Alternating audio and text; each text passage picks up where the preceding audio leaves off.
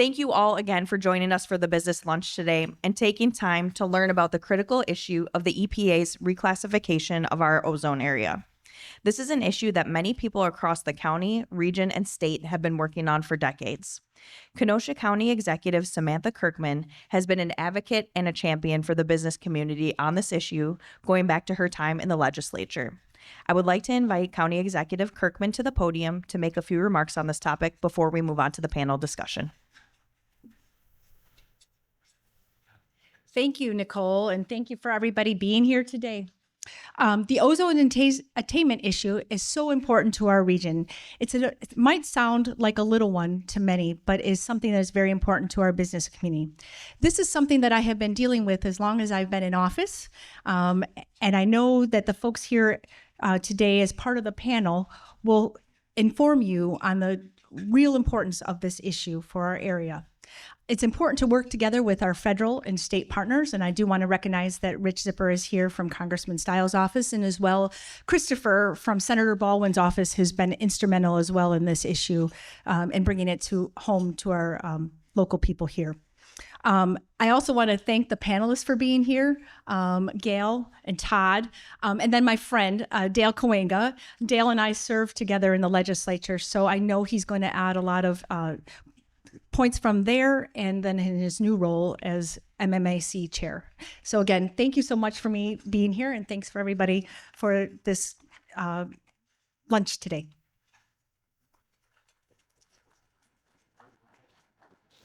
Thank you, Samantha. And again, really appreciate the partnership with you and the county.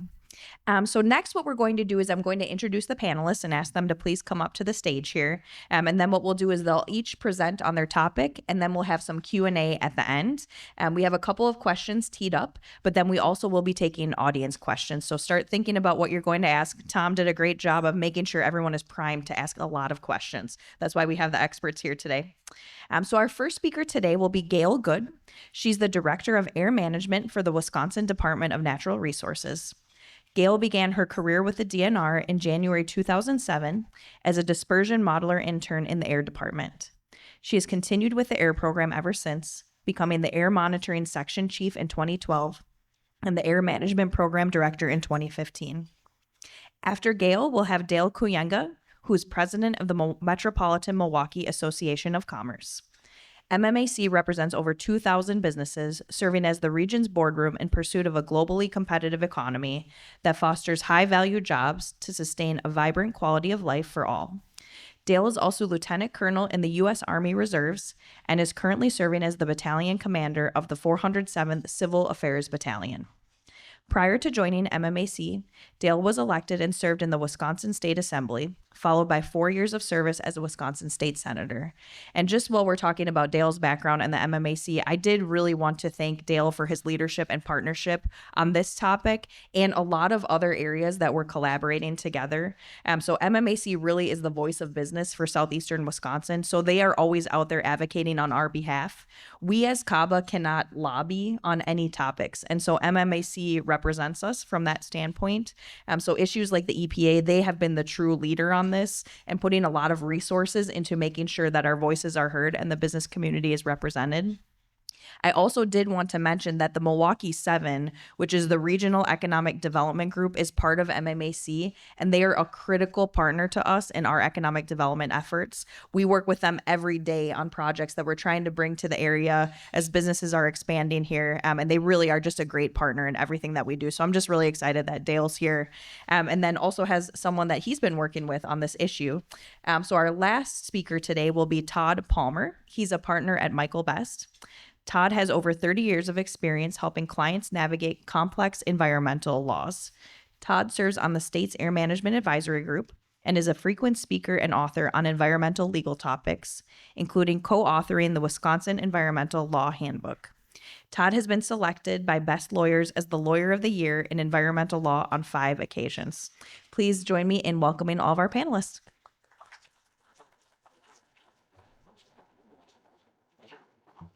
All right. Hi, I'm Gail Good. As As Nicole said, I'm the director for the air management program at the Wisconsin DNR, and I do have some material to share with you. I appreciate the opportunity to be here today to really talk with you about this really important issue from the rule perspective, policy perspective, and permitting perspective. And what I'm showing you here on this slide is current non-attainment status, and something that I think many of you are very well aware of. The Lake Michigan shoreline of Wisconsin has been in persistent ozone non-attainment really since the 1979 ozone standards. We've all worked really hard. We have all worked really hard to meet all requirements to ensure that we're doing what we can do in the state to attain standards.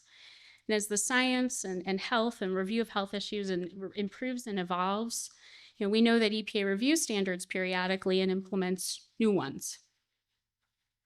We're in attainment or maintenance for all of the prior ozone standards. And so right now, what we're talking about today and really focused on is the current 2015 ozone standard. We've got 3 main areas of non-attainment. They're shown on the screen there. The colors just represent the different areas. So we've got the partial Sheboygan County in pink.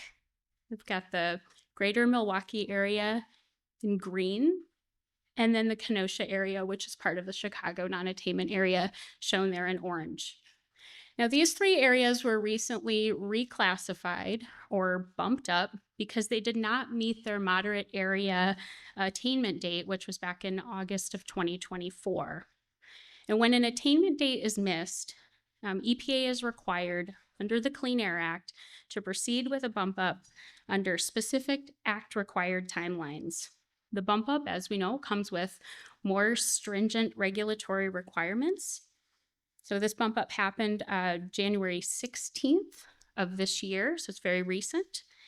And that, again, bumped us up from moderate non-attainment to serious non-attainment. And we'll talk a little bit later about some of the serious non-attainment requirements and how those are impacting permitting and sources.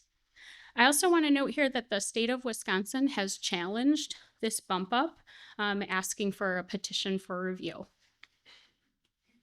Okay. All right, what I'm showing on the screen here is a map of our ozone monitors across the state. We operate about 30 ozone monitoring sites around the state. This map shows the design value, or basically the 3-year monitored value that EPA uses to compare to a standard. So when they're looking to see, did you make your attainment date? Did you meet the standard? This was the data that they looked at to say that we did not, and to bump us up. So 2021 through 2023, that's the data that's shown there. You can see, well, maybe you can see, it's a little small, but you can see clearly that the values along the lakeshore are elevated, relative to really anywhere else in the state. And just right up the shoreline there, we do tend to see these elevated values. And I'll talk more about that in a moment and why we see that. The data that I'm showing you here is 2024 ozone monitoring data and kind of where we ended up following last year's ozone season. And the reason for this is because our serious area attainment date is going to come up in August of 2027. And that's going to be based on 2024 through 2026 data. So really this is the first year, 3 years, that EPA is going to look at to determine if we attain at serious. So we're watching this really closely. If you can see some of those values, especially that are highlighted there in orange, we had a number of areas, basically all of the non-attainment areas that exceeded the ozone standard in 2024. And the values were high. What's interesting about this is, in 2023, we had Canadian wildfire smoke, and that had an impact on our air quality in many ways. Not only did that impact our particulate matter values, it also in some ways impacted our ozone values. In 2024, we did not have that same impact to our ozone values, but we do have really high ozone. So we'll talk more about this as we go, but what I want you to take away from this is that, we're focused on serious non-attainment right now. We're very concerned about the next potential bump up, which is to severe, which comes with additional stringencies. So it's really important that we continue to work on this topic because what we're seeing doesn't look better, right, for the future. So why are we in this position? Why do we have elevated values along the lakeshore? It's really important to understand that we're largely a receiver of pollution from outside of the state. This image is just intending to show, kind of on a nice summer day, why we might see elevated ozone values along the lakeshore. Really, we've got pretty unique geography and meteorology. So on a nice hot sunny day in the summer, warm temperatures, southerly breeze, right? Sounds lovely. That wind from the south actually brings pollution up over Lake Michigan. It cooks during the day, becomes ozone. Ozone isn't directly emitted. It's formed from nitrogen oxides and volatile organic compounds. So we receive that pollution from areas to our south, cooks over Lake Michigan, becomes ozone. And during the afternoon, when we see a lake breeze, that ozone is brought on shore. That's really why we see those elevated values. So it's a unique meteorological situation with lake breeze. And then we've got the impact of the pollution that's coming to us from other areas. All right. So I mentioned our monitors are really heavily influenced by pollution from other areas. In the pie chart there that I show on the left, what I'm intending to communicate is that Wisconsin is really responsible for not more than 10% of our own ozone concentrations. And I show the contribution from some other states and other sources there as well. The kind of large piece of the pie there that says other sources includes kind of all non-state sources. Emissions from initial and boundary conditions, fires, tribal biogenics, and lightning nitrogen oxides. So kind of range of ingredients there, items there, and the other sources. In photochemical ozone modeling, just to kind of describe initial boundary conditions a little bit more, that's really background ozone levels, natural and man-made, including ozone resulting from international emissions. In the pie chart on the right, what I'm showing is that the emissions that Wisconsin is responsible for, or kind of how that 10% breaks down, what you can see there of what we're responsible for, you can see that mobile sources make up a large portion of the part that we are responsible for at over 40%. One of the ways that we can understand information like this or receive information like this is through a group that we're part of called the Lake Michigan Air Directors Consortium, or LADCO, who does a lot of the technical work for us. So I just wanted to mention here too that we know we're not responsible. I mean, this shows it pretty clearly. We're not responsible for all of the pollution in our state, but we are bound by the laws, to meet requirements and make progress toward resolving our air quality issues. So we have tried to work on some creative solutions to this over the years. We've worked with our state DOJ, for example, to pursue litigation where that made sense. We've worked with research partners to better understand this ozone issue so we can be better equipped to find solutions. And we've worked on other creative solutions, like using scientific data and our knowledge of how ozone is formed along our lakeshore to suggest the smallest possible boundaries of non-attainment. Okay, let's talk a little bit about some of the impacts of this bump up or being in serious classification. So there's an increased regulatory burden with serious classification, including additional nitrogen oxide and VOC, or volatile organic compound controls on sources, and other emission control programs, things like for vehicles and such. You're well aware of those here, I think, with I&M programs and clean fuels programs and things. So there's also really these stringent permit requirements that have implications for both operation permits and construction permits. Those permit requirements are noted on the slide here.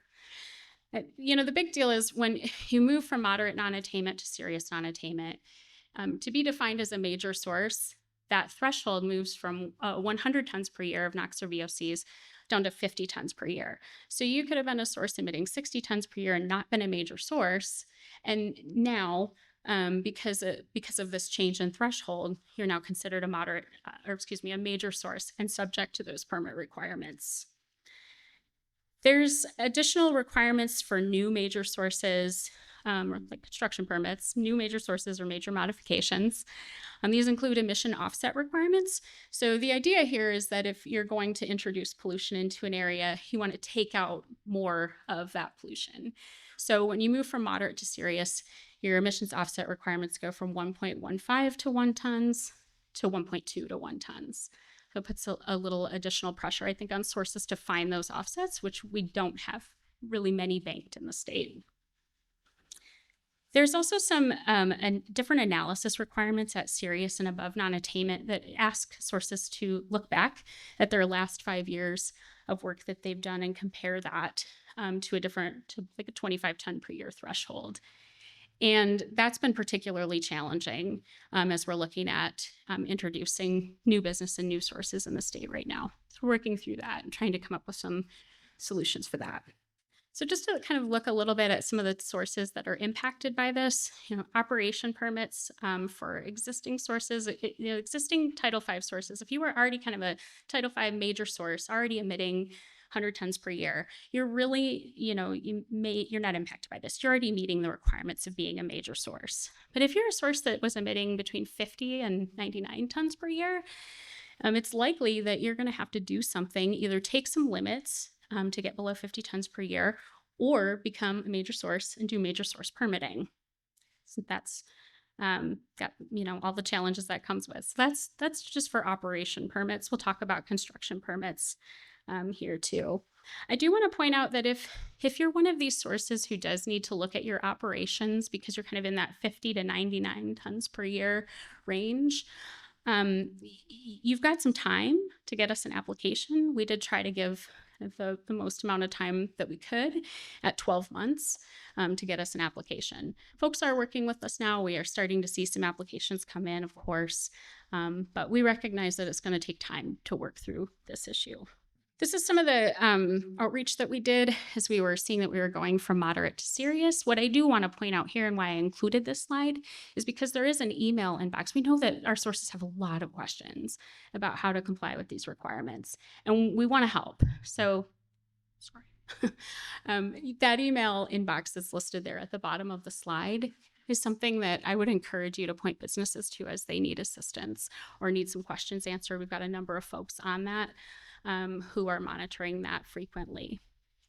We'll tell you, just if you're wondering, we did this outreach with 455 permitted sources, and we're expecting that there's probably somewhere on the order of 50 to 100 who fall in that range that may need a new operation permit and a new major source permit.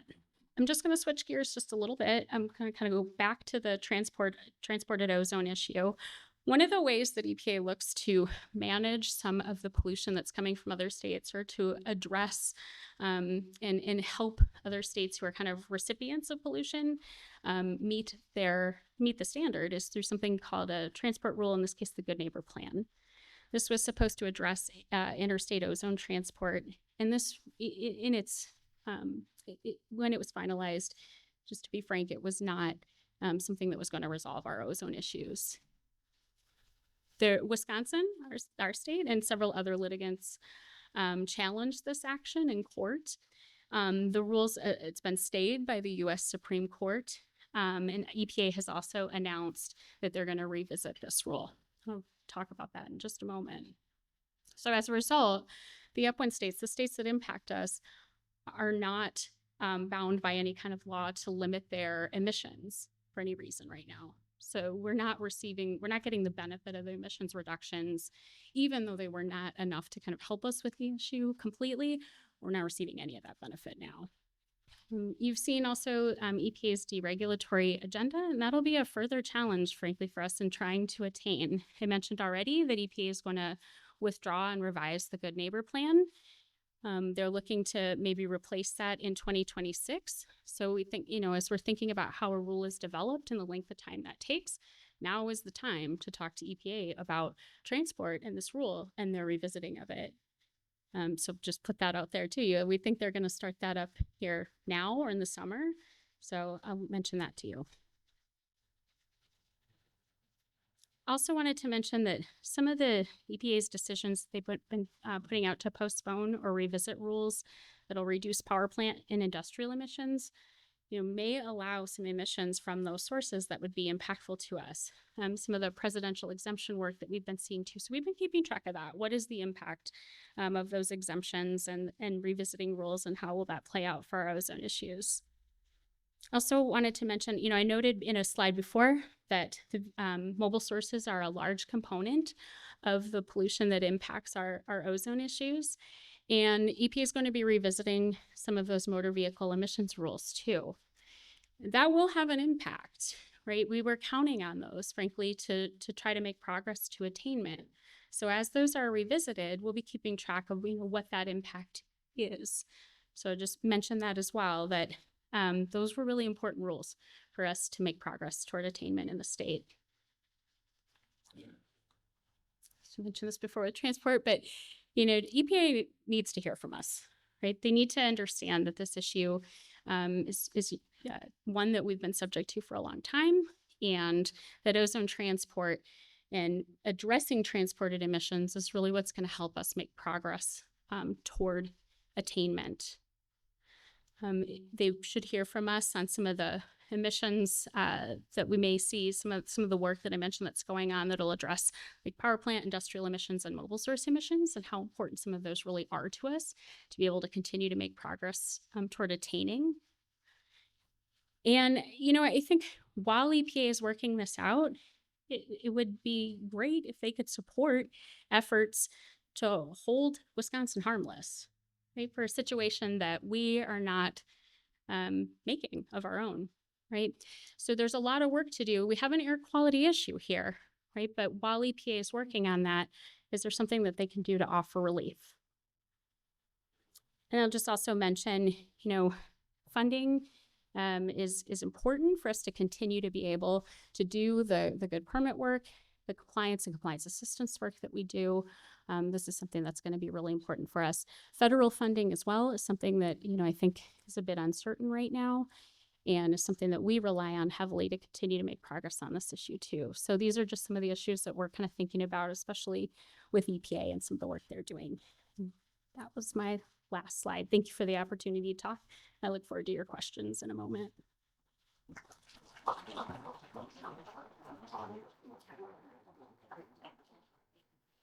Yeah, I don't have slides. All right. Well, I am not an attorney. I am not an environmental person. I'm not a lobbyist. So I will not get into that type of detail. Let me just kind of back up and point out who are we, what do we do, and why is this important? So we are the Milwaukee region. And for over 100 years, we make things. We are a manufacturing economy. So if you look at the per capita manufacturing jobs, it goes back and forth. It was like last night's Bucks game. I shouldn't bring it up, but it goes back and forth. We'll eventually win this time between us and Indiana. For the most per capita, the looks in the room are like, there's not drinks served here. I can't believe you brought up the Bucks game. But we'll get over it. We'll come back. But we are a manufacturing economy. We have the highest per capita manufacturing jobs in the state. And that has not changed. There's a lot of talk about, well, the manufacturing economy is something of the days of old. Does the manufacturing economy look different? Absolutely. We don't have, like we had down the street here, we don't make big automobile tracks anymore. We don't have Alice Chalmers anymore. There's not thousands of people going to manufacturing jobs with lunch buckets. But if you look at the output of manufacturing, we still have just as much output, in fact, more manufacturing output than we've ever had. So it has changed. And what you call that delta between the jobs and the output, that's a thing called productivity. And that's how economies grow. Is an economy grows when you either grow the workforce or you have productivity. It's about as simple as that. So we have a healthy manufacturing economy. Now, the story that we tell, and what we're telling, we just go through a strategic review, is why are we being successful with foreign direct investment and what we've done with our partners like KABA to bring Hairbro here and Microsoft here, and they've got a big announcement coming out from Port Washington and Komatsu, and I could go on and on. It's because this is what they see and this is what we are. And going back to Milwaukee, like what does the word Milwaukee mean? Well, in the native language of the tribes, Milwaukee means the good land. And it's a place where three rivers all come together, and it's the good land. And those three rivers in the 21st century are this, is the first one is a manufacturing economy. We make things. We make things. And we still make things. We've always made things. The second part of that is information technology. Is if you're looking at an economy now and you say, okay, what's your economy? Well, it's healthcare and it's manufacturing and it's tourism and you have different sectors. A lot of regions will say information technology in there. And the way we've looked at that now is that information technology is no longer a sector. It's the water that we're all swimming in. Uline is the information technology business, correct? Freighter is in the information technology business. Like we're all in the information technology business. And if you're not in the information technology business, then you're probably not gonna be in business. So that second river is information technology. And companies like Microsoft are recognizing that with their investments in this region. And the third one is just that good old Wisconsin, right place, right time, right uniform. We have a great workforce that brings it and you can rely upon. And even when we bring companies here who look at our demographic data and say, there's places in the country that have better demographic data as far as the Carolinas and the Sun Belt, is we drive them around this region and they say, we can recruit people here. We can recruit people, and you can, because it's just simply a great place to live. And one of the things I think we need to do is just simply talk more about it, Milwaukee as a region. You know, I just flew to Miami for some Army duty, looked at my watch, I had enough time to get down to the beach to do a run and then get to the unit, which was 19 miles away, get back in my car, 1 hour, 19 minutes to get from the beach to my hotel. And we look at the geography around here, everywhere to Madison, everywhere to the Illinois border, up to Sheboygan, all within that proximity. We got to have a bigger definition of what our region is. So, you know, you can see why this issue is so important to what we do and why we're all in this together. And we have partners like Nicole KABA. By the way, amazing. You guys are so fortunate to have her, and KABA's been great to work with, among our other partners as well. But this would be the equivalent of telling Silicon Valley that they need to be rethinking their programming economy. It'd be like telling Las Vegas that they were rethinking their gambling economy, or Tennessee, you know, move away from country music. This is so core to who we are as a region, and this is such a nonsensical threat, is that we can't stand by and allow this to happen, because you see, this is not really even an environmental issue. This is a law issue of unintended consequences. And at MMAC, we have a very clear vision. It is to be a globally competitive region that fosters high value employment for all. And we do that through 3 different strategies, and that is through talent, growth, and livability. You know what's really, really important to our livability? It's our environment. And that's why MMAC was the lead on cleaning up the Milwaukee estuary, cleaning up all the sediments at the bottom of the river. That's why we are consistently lobbying for things that are on the environmental positive. And this had any impact negatively on our environment, we would not be advocating to change this issue. But this is what's going on. This is the non-attorney, non-environmentalist way of explaining this issue, is that you have 2 people on a scale, and one of those people weighs 800 pounds, and the other person weighs 200 pounds. And essentially is what the federal government has done through unintended consequences, is they're taking that 200-pound person and they're saying, you need to lose 500 pounds. It just simply doesn't make any sense. So looking forward to the discussion. We're with you on this, and we got to fight this. And I also want to thank the DNR for their very reasonable approach to this. You can see from that presentation, it's science-based, it's fact-based. We have not heard from a single member of ours who said, oh my gosh, DNR is taking advantage of this for whatever reason that you would think they would take advantage of. They've been working with our members on this, and we appreciate working with all parties on this that are trying to get after it. And we'll talk more about that in discussion, but just to point some out, I mentioned the DNR, Josh Call filed the lawsuit against this at the federal level. And at the federal level also, we have Congressman Brian Stile could not be doing better work on this, him and his team. I mean, just absolutely in the details. We've met with an entire congressional delegation on this, all 8 of them. They were all receptive. Some are a little slower to come out aggressively on it. And then Senator Johnson has been, he's like, just tell, we were there on Monday, he's like, just tell EPA to take care of it. It's like, well, it's not that easy. But Senator Johnson's been great, and then Senator Baldwin has been very receptive and understands the issue as well and has been helpful as well. So we'll talk more in the discussion about how you could help us help them. But appreciate being here today and looking forward to the discussion. Thanks. Thank you, Dale. He's tall. I'm short. So I've been outed. I'm the lawyer on the panel. And so obviously I'm going to talk about lawyer stuff. So I've been asked to chat about what can be done legally to try to solve this problem.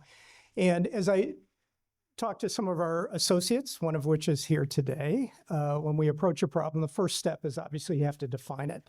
And you've heard 2 different issues here that we're facing in Southeast Wisconsin. And I just want to talk about them both and focus your attention on the one that I think we're here about. So the first issue, and it's a very important one, don't get me wrong, and that has to do with the pollution that's being transported into our region and is impacting air quality here. That's a critically important issue, and there are regulations that are being developed to try to address that. As Gail had mentioned, those regulations could be a lot better for us here in Wisconsin, but those efforts are underway. That really isn't the issue that we're talking about here today. We're talking about a second issue, which is what are the regulatory consequences for us here in Wisconsin as a result of that pollution being transported into our community and causing us to be designated as non-attainment. That's a different issue. And that's one that's really unique to us here in the geography where we're located here, just on the western side of Lake Michigan. It's very unique to us. The reason I wanted to go through that and frame it that way is because the problem that we're facing on the second issue is really a remnant of 1980s regulatory policy that simply has not kept up with the science that Gail had mentioned earlier. So if you go back to 1980, at that time, ozone levels, the ambient air standard, was 120 parts per billion. That's roughly double where it's at today. So that goes all the way back to 1979. Back then, that was a very high level, and the technical logic behind how to come into compliance with that standard was predicated on an assumption, a correct one, that ozone was a localized problem. And by that, I mean, if you were to control pollution locally here in southeast Wisconsin, you would see an immediate and direct decrease in the ozone in this community. I mean, it was a 1-for-1. That was correct back in 1990s, in the 80s, when the Clean Air Act provisions that we're talking about here were actually created. That's changed today. So if we come forward, that 120 part per billion standard is now 70. So it's roughly half of what it used to be. That standard is really close to background. We're getting pretty close to where we would anticipate ozone to be, even if we didn't have any anthropogenic emissions. With that comes a change in the science. Ozone is no longer a local pollutant, as I described. It's a regional pollutant.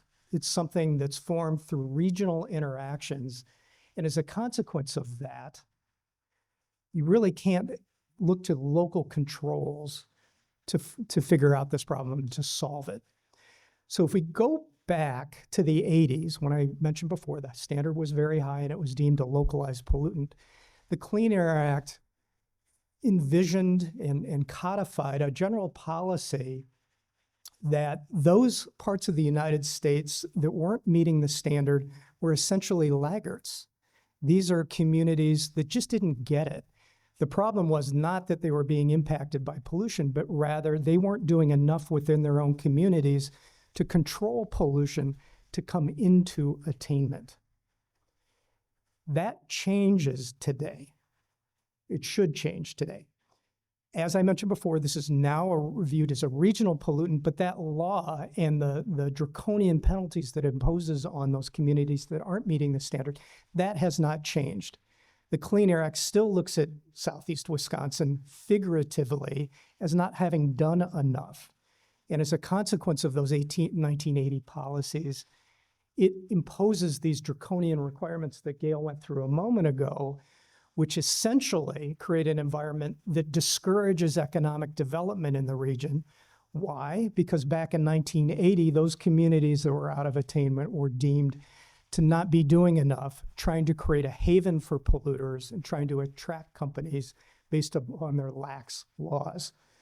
And the Clean Air Act therefore stepped in and said, if you communities aren't going to reduce your emissions, we're going to make you do it on the federal level through the Clean Air Act.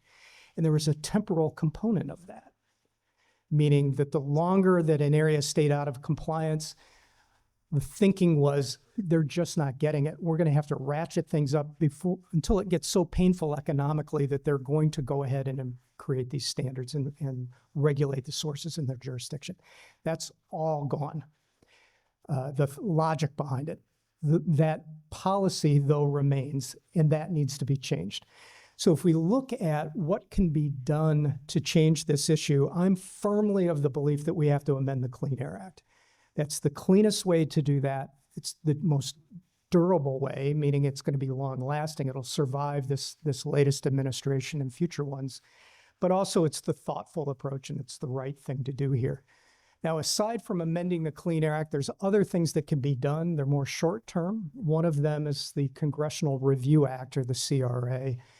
That's a very powerful federal law that allows Congress, with only a majority of vote, to invalidate most any type of regulation that's created by a federal agency. Now, with respect to this bump up decision that came out in January 16th, that went into effect, like all previous administrations, as the Biden administration was moving out, they promulgated a lot of regulations. The Federal Register was just hit with tons of regulations. This regulation was one of them that bumped up our region. The Biden administration made a decision that this bump up rule was not a rule for purposes of the CRA, the Congressional Review Act. So that rule was never given to Congress to review. Now we have a new administration that's come in, and there's discussion about, well, maybe that rule should have been submitted to Congress and let Congress have a look at that rule to determine whether it's something that they want to perhaps exercise their CRA authority and invalidate. So that's something that's currently being considered. I understand the GAO has been asked and has agreed to put together a legal opinion as to whether or not this rule is something that could be subject to the CRA, and we should be getting an opinion from the GAO in the next 2 or 3 months. If that does say this is a rule subject to the CRA, that then may be something sent over to Congress, and Congress may choose to invalidate this. Now, the powerful thing about the CRA is if Congress does go down that road and invalidate the rule, the CRA instructs EPA that they can never promulgate a rule in that same space with a similar type of regulatory impact, which would be very interesting if that in fact happened here. Another potential short-term solution would be something called a Section 179B petition, which is obviously named after Section 179B of the Clean Air Act. In English, that allows a state to petition the EPA and ask that they not be bumped up if they can show that but for international emissions impacting the area, that area would otherwise achieve attainment with the ozone standard. Now, Wisconsin, Gail and I chatted about this a moment ago. They've certainly considered this for a variety of reasons. They didn't think it was quite the appropriate regulatory environment and didn't quite have, maybe not have the factual basis to make that request. There's been several states that have done it. Texas, Utah, looks like Arizona is going to file one of these petitions. EPA 2 weeks ago just kind of softened the approach to reviewing those petitions. And I suspect that DNR is going to be looking at those new developments. And if there's an opportunity to use that tool, that's something that they'll evaluate further. Last thing I'll mention, because of course I'm a lawyer, we love to litigate. You can always go to court and litigate, but that is always uncertain. It's often not quite as durable as you would want it to be. Law can change or courts can rule in different ways. Gail had mentioned that the state of Wisconsin had filed a legal challenge to this bump up decision, which they absolutely did. The way the Clean Air Act is written, the state did not have to articulate why it is that they believe that the EPA illegally bumped us up. That won't come for quite some time. What the Trump administration had done when they took office, just like every other modern administration, right when they came in, they asked their lawyers to go to each court that was reviewing any EPA rule and ask that court to hold that case in abeyance for a short period to allow the new administration to review those rules and make a decision if they continue to agree with them, if they want to withdraw them, or perhaps not even defend them in court. So consistent with that policy, the DOJ went in and asked the Seventh Circuit, which is hearing the state case, asked them to hold it in abeyance, which the court agreed to do. So that case is now stayed, ostensibly allowing the EPA to go back and reconsider whether they want to stand by the bump up decision and perhaps change that. The stay is indefinite. The DOJ was instructed to provide an update to the court on May 8th. So that's going to happen next month or next week. So we'll see what they have to say there. Last, getting to the first issue that I told you we're not really talking about here. Can we go after Illinois for their emissions? Yeah, there's theories that could be used. Frankly, I think that would be more the state's role than somebody like MMAC or the private sector to pursue that type of lawsuit, although that's not unheard of. There's some precedent for that type of thing happening. But again, I really don't think litigating towards a solution here or fighting with our neighboring states is the best approach to this. I continue to believe a collaborative approach, narrowly focused on the situation that we have here in Southeast Wisconsin, is the best approach. And that is the one that MMAC is pursuing. Thanks again for KABA for putting this together. The staff have been just fantastic. And thanks to all of you in the business community for coming out and hearing about this important issue. Until you get engaged, frankly, I think this thing really is going to go nowhere. So thanks to MMAC for their leadership in this area, and thank all of you for showing up. Thank you.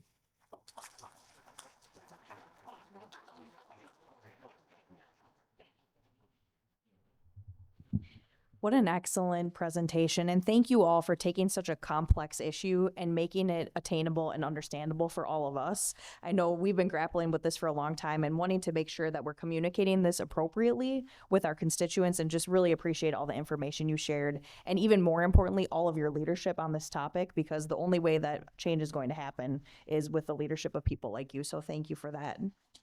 So the next part of the program, we have some questions teed up for our panelists, and we'll go through a couple of those, but we definitely want to leave some time for all of you to ask questions, so keep thinking about what those might be.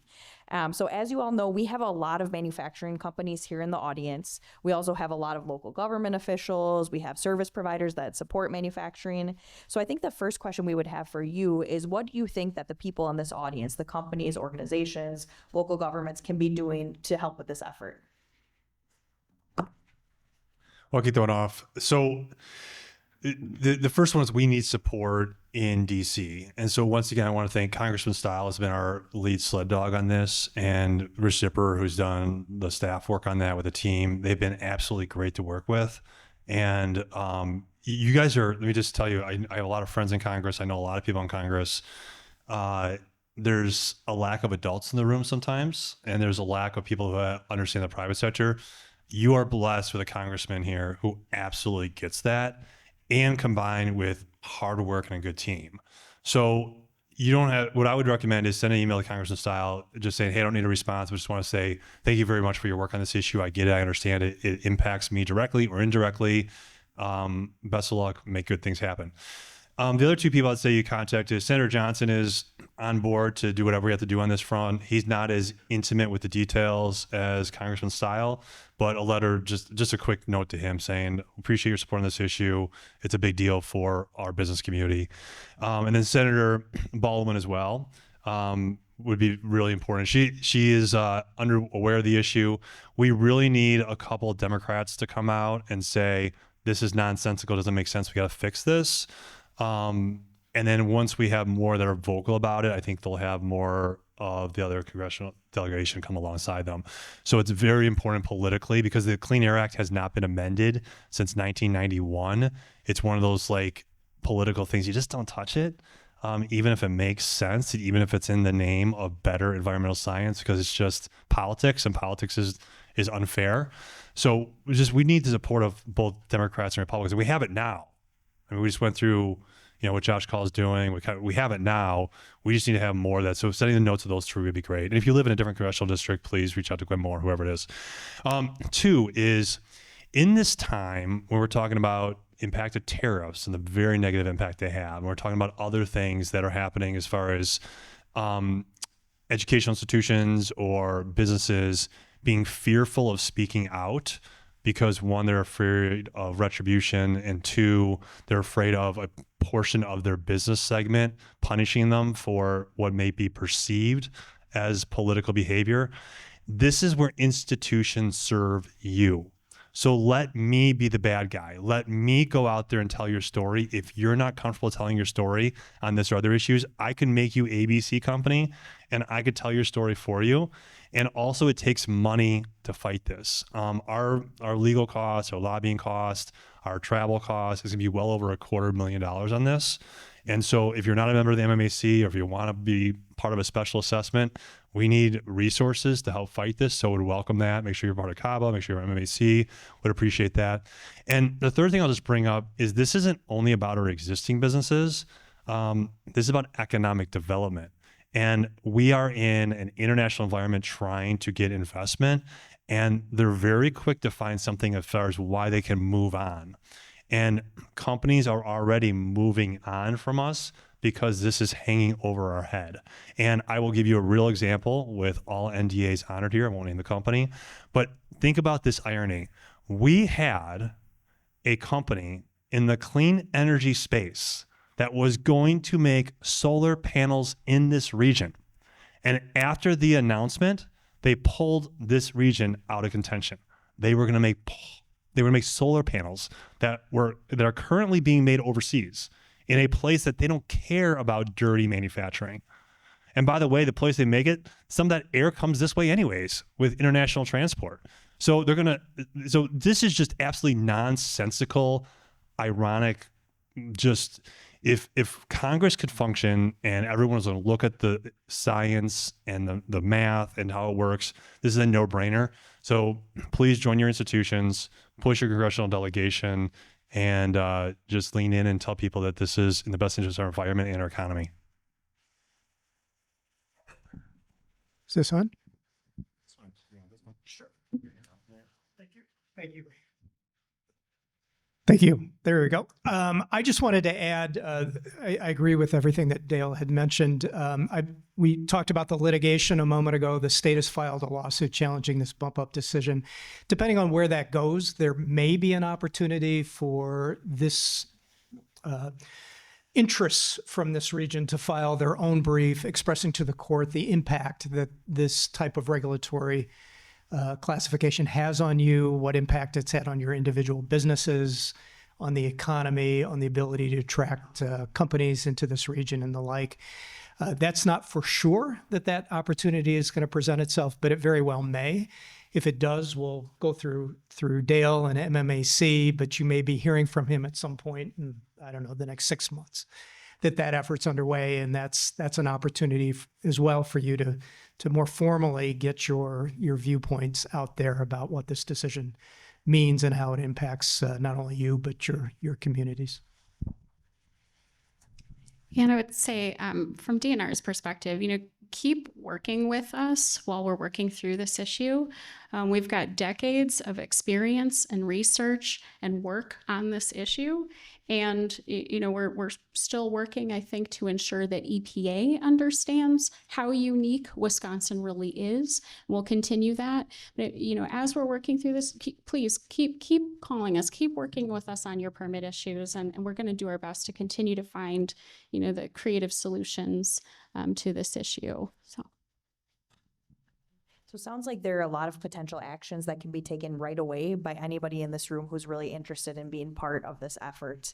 And I think something that you're really hearing from everybody on this panel, and especially the DNR, is how helpful they want to be to the business community through everything that's going on here. And Gail, you did a great job talking about some of the outreach you've been doing, how many businesses you think might be impacted.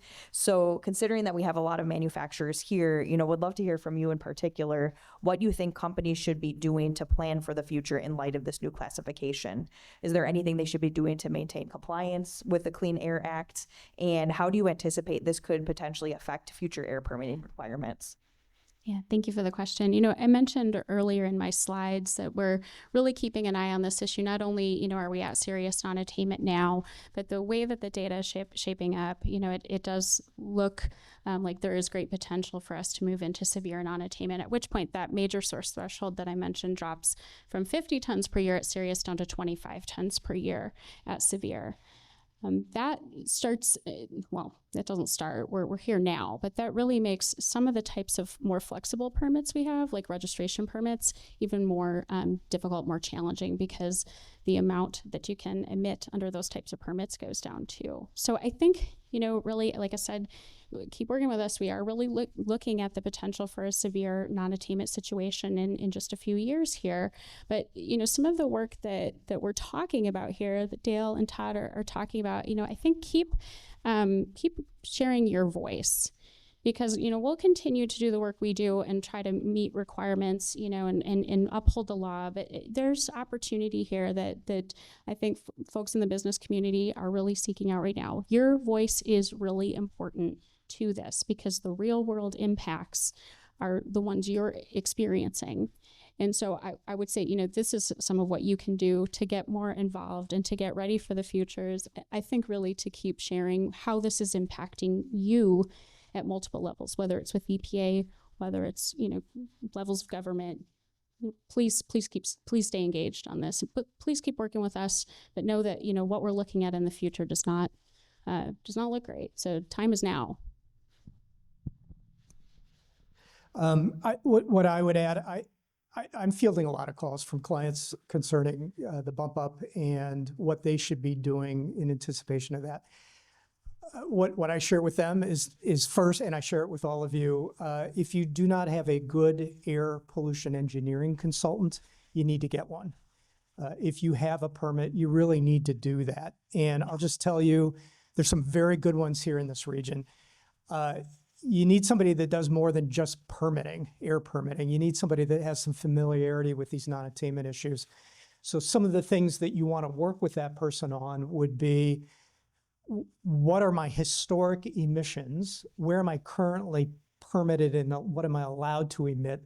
And for the near term here, until this next bump up occurs, my advice to you is to work with Gail's crew, and you want to get permits that allow you to emit the maximum level possible under this current classification that we have. That then sets you up for this next bump up that we're going to have. And if you do it correctly, you'll have yet another little increment that you can increase your emissions. I got to tell you, I do a lot of very complicated environmental things. The Clean Air Act is the most complicated of all of them. And you need a 12th degree black belt to deal with the stuff that we now have down here. It is very, very complicated. You need help. I don't know about you. I don't do my taxes anymore. I don't want to figure all that stuff out. I just want to pay somebody to do it for me.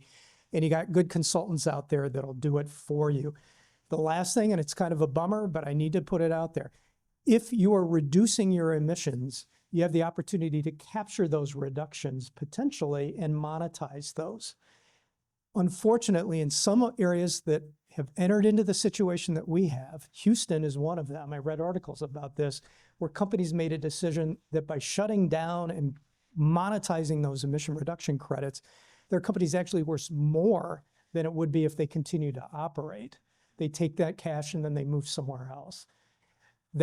All of these things are in play, but I'll end where I began. You really need to get a very solid environmental professional, not a lawyer, but an engineer to help you out through this process if you currently have a permit. It's just that complicated. All really good advice. Thank you for that. Dale, you had shared a somewhat troubling anecdote about a company that's decided not to locate in the region due to this issue. And I would say when I worked in Texas, non-attainment was a massive qualifier when it came to site selection. We'd get a project and the number one criteria they would have is we have to be in an attainment area. And so coming to Wisconsin, I didn't think I was going to have to deal with that. So now that this has popped on the radar, it is something that is going to significantly hinder our corporate attraction efforts. So I would be curious from any of you if you have any tips of how we should be communicating with prospective companies looking at the area, communicating with site selectors or other professionals that are working with companies looking to move and invest here on this topic. Yeah, the reality is all those talking points I had as far as workforce, as far as infrastructure, as far as center of the nation, as far as no big weather events. I mean, we don't have hurricanes or cyclones, earthquakes, forest fires, very, very, very, very small amounts of tornado, very, very, very small sense of flooding. We are almost a natural disaster-free area. I will also put my military intelligence officer hat on, is that when you're looking internationally, this is the most politically stable, secure place in the world. Like, we've never seen a war on this land. It's actually a remarkable, politically stable place in the world. And so in a lot of companies that we talk to are not even close to these emission standards. I mean, and especially with a newer constructed facility is going to have the newer standards. So this isn't, taking my ball and going home. There's still plenty of things that we could sell in the region.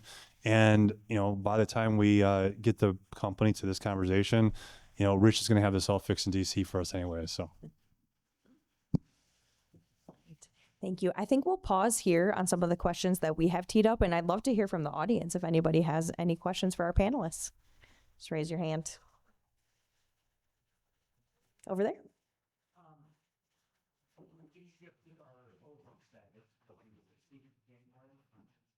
What's the window of time until the next shift is year of non-attainment? How long is that?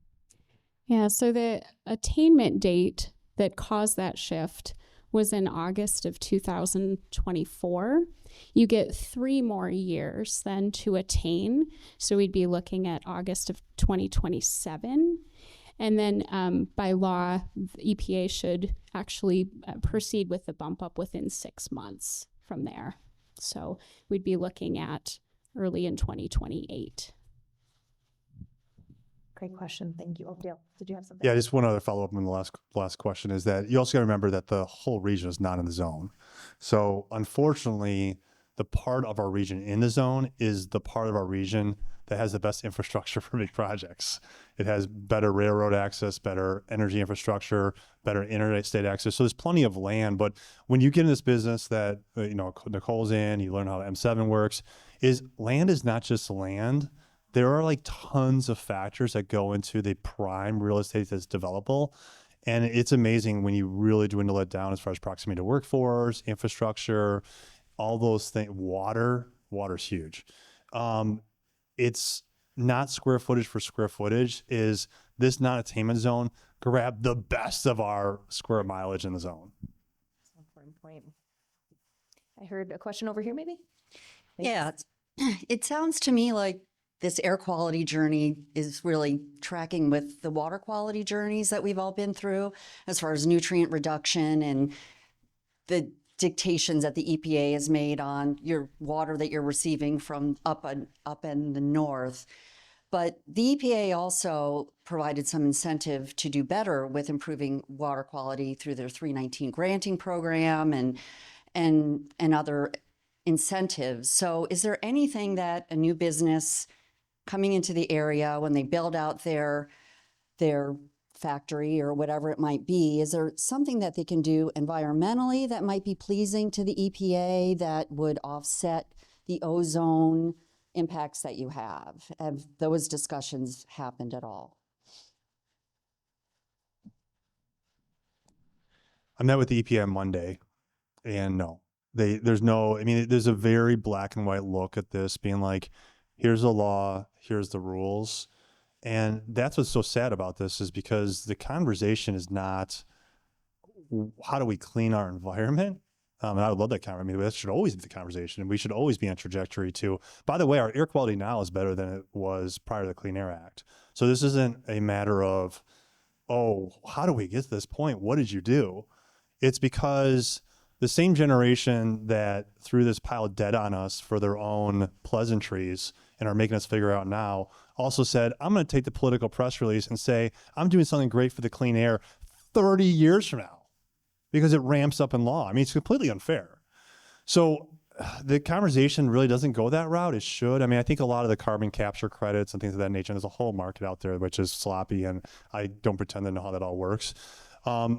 But I will also say that a lot of business, I mean, almost all the businesses we talk to, I mean, this isn't like they want to have a great environmental impact. I mean, not only are they good people that want it and they're seeking that technology, there's also markets out there and attorneys and lawsuits that will punish them for not reaching the highest standards. So the companies are always open to that, but unfortunately, when you have these zones, you don't even get to the conversation. It's kind of like, you're not going to get a date from going to the high school dance if you don't go to the high school dance. And the problem with the zone that we're in is we don't even know the business that we're missing, because before they even introduce themselves to us, they're already going to be like, let's not call the Milwaukee region because they're a non-attainment zone. So we don't even know the girls we could be dating because we didn't go to the dance. I just wanted to mention. We want to go to the dance. We want to go. Dale's absolutely right about our air quality being better than, really it's ever been. It's getting tougher and tougher to meet new standards, but our air quality is dramatically improved when you look over the last several decades. I think where the incentive, if you will, is in non-attainment areas is and Todd touched on this a bit with emissions reduction credits, is that if and we sometimes see this in non-attainment areas where a facility will install newer controls and bank some credits, and that will help them expand or sell those credits in the future. We really, as I mentioned before, we really don't have a good bank of emissions reduction credits, but I do think, that's an area that we're interested in continuing to explore and continuing to help businesses find those potential emissions reduction credits as they're making changes to as you're making changes to your sources and your businesses. Yeah, the only thing I would add, and maybe it's obvious, maybe it isn't, but the whole premise of the non-attainment new source review permitting program is if you're going to bring a source into that region and emit 100 tons, you, as the proponent for that project, you have to go into that region. You got to pay somebody else to reduce theirs by 115. So it's a 15-ton net decrease as a result of you simply moving in.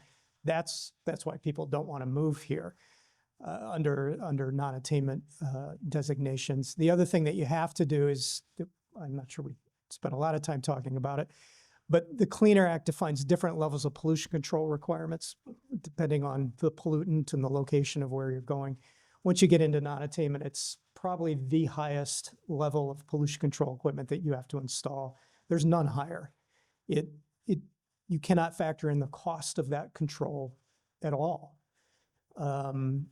So it's pretty tough. So if you do move into a non-attainment area, kind of by definition to get the permit, you're going to have to be at the pinnacle of your game in terms of environmental performance and doing improvements within that community as part of the permit to come in and operate there. Thank you. I think we have time for one more question if anybody else had one. County Executive? I'm familiar with the wetlands and but there's quality looking. We used to have a power plant here in Pleasant Prairie, but we don't now anymore. We use that quality or that. Yes, they did. Mm-hmm. Yep, and we worked with them to be able to do that. I think those are the only banked credits in Wisconsin right now. Yeah, just we as We Energies, yeah, and they own those. So if you wanted them or somebody wanted them, they have to make a deal with them of whatever, whether sell it or some other arrangement. We don't get involved in that, but we can help generate the credits, put them in a permit, and help you kind of maintain those. That was a relatively quick answer, so I think we have time for one more question if anybody has one. Back here. Just to confirm, you mentioned that the entire Kenosha County is not in this non-attainment zone. I believe the border is I-94. Is that correct? Yep, that's right. It's just partial. And I'm sorry if I didn't say that previously, but you're right. It's partial Kenosha County, but tied to the whole Chicago non-attainment area. Thank you. I want to say that clean energy is on the way, and Wisconsin's leading on this. So if you look at the hub of new nuclear technology at the micro level, it's really out of University of Wisconsin. And if we can maintain a strong manufacturing economy and we maintain the excellence of our university system, particularly our R1s, which are UWM and particularly University of Wisconsin, which is exponentially larger, this is the center of very interesting nuclear technology.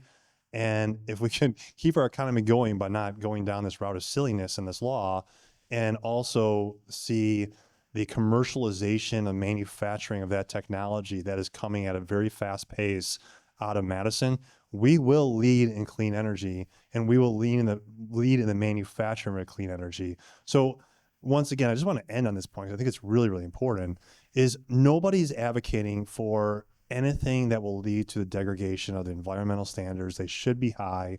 And the only point we're making is that the emission sources should be regulated and controlled at the point of emission and not where it drifts. And that is everything from international standards to hold bad actors like China accountable, because that's just like Chinese spy balloons come over our air, so does Chinese pollution.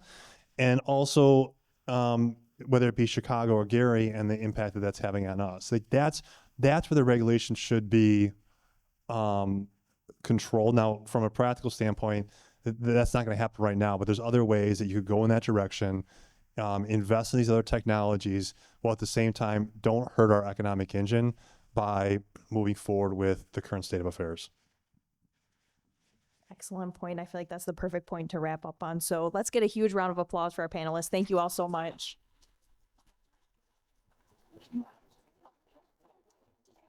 And again, really just want to thank all of you and your organizations for all of your leadership on this topic. We would not be in a position where there could be change happening with all of this if it wasn't for all of your efforts. So thank you. Thank you for all of you for participating in this conversation today. I feel like we're all a little bit smarter on this issue, and we could be out there and trying to advocate for change and see if we can try to make something happen here. So really appreciate your interest. I will say we do not typically record our programs, but this one we actually did, largely because we want to spread the word on this topic. So after the meeting today, we'll have the video edited and we'll make sure that you all receive the video. Please share that with anybody you think would benefit from learning more about this topic. Again, we really want to spread the word about what's going on and just educate people on how they can get involved. We will be having another business lunch this fall. So we're kind of looking through some topics right now. So keep an eye out for that invitation. And then just the last thing I wanted to say also is thank you again to our sponsors. Really appreciate State Bank of the Lakes for being our presenting sponsor, Visance for being our supporting sponsor. And then also thank you to the KABA team, Becky in particular for coordinating all this, and Lisa for providing all the support. So thank you all for that. And then we do have a special treat at the end here. So I know a lot of you are really interested in what's going on with the DNR and across the state. Secretary Thompson has been so gracious in offering his time. He's going to stick around. And if you have questions on anything related to the DNR, he's here to help answer those. So really unique that we have that opportunity, and grateful to Secretary Thompson for doing that. So thank you all again for being here. Please stick around and ask some questions, and have a great day. Thanks so much.